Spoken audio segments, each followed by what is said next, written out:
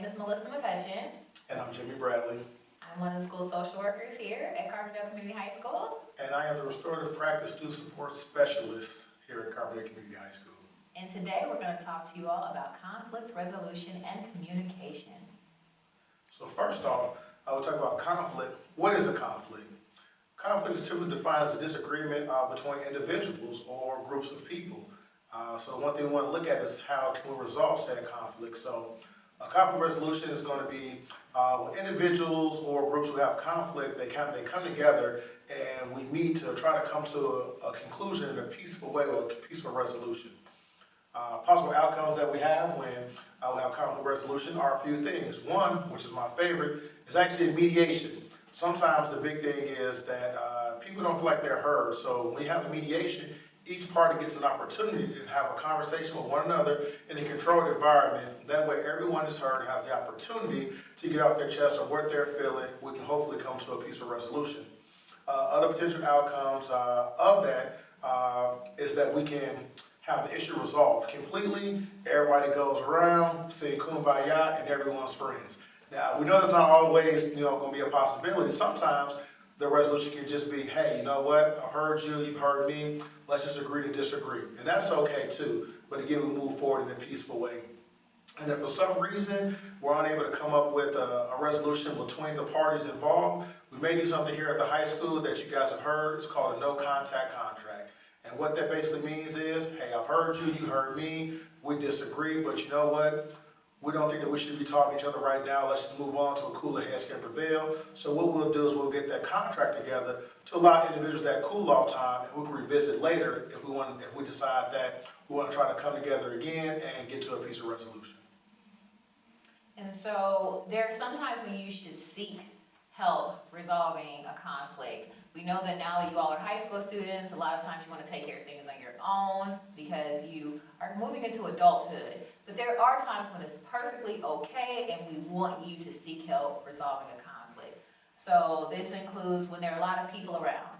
And so sometimes when there's a large crowd, it may not be the best time to go up to someone and talk to them about what you heard.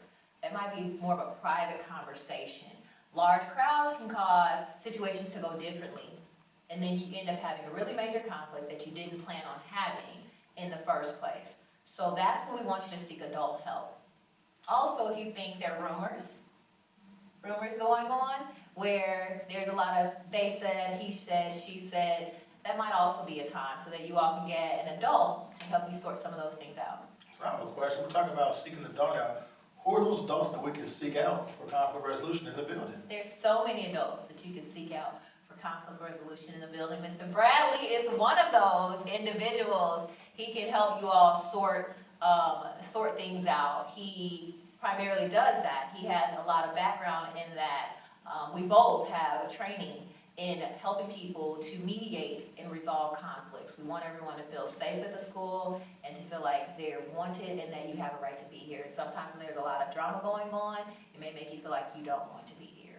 So that's one person who you all can seek out. Another person is Melissa McCutcheon, who is here as well. She may be back in the ISS room, which what some of you guys see her as, or see where you see her at, but she's a social worker here in our school and is very equipped, she said before, to handle all conflicts, resolutions, and mediations as well too. So she is someone in the building that you also can seek out, for help with, resolving a conflict or something to that matter. Then past that, we do have our school social workers available. We have Miss Amy Prudencio, Miss Melinda Pearson as well. You have your school counselors as well as your administration team. So there are a number of adults here in the building. If you feel like something's going on, you need something resolved, you're not quite sure how to handle it, instead of going to a place where it can potentially cause some type of consequence or things like that, let's seek out one of these individuals which we stated, and let's see if we can get everything resolved in a timely manner and in a professional, good manner.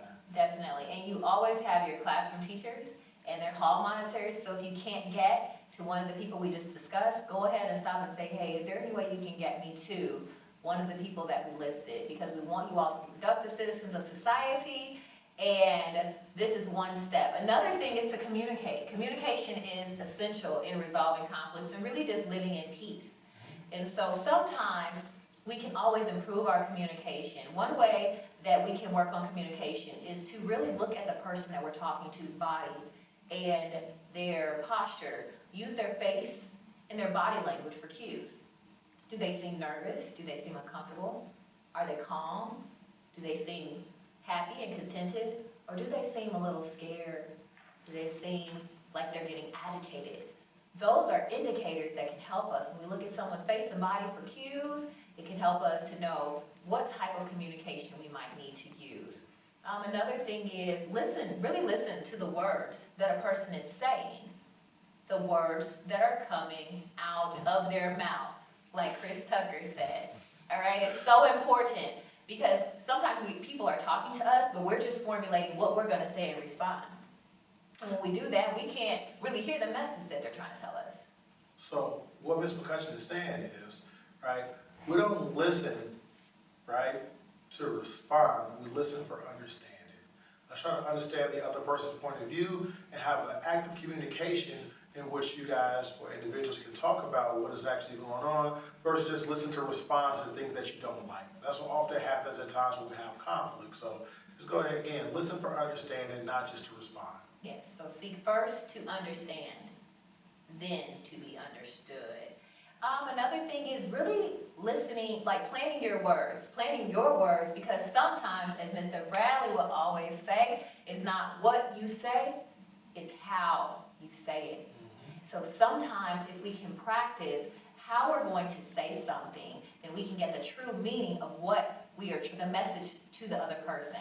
For example, there's a difference between I don't like what you did versus I don't like you. So if we just plan how we're going to say something, we can avoid a lot of these barriers and errors in communication so that everyone can have the best days here at this school as possible. So when all said and done, communication is key. We want you all to work to resolve conflicts and just be your best self and have great days. And when you're not having a great day, communicate. Communication is the key to success. That's all.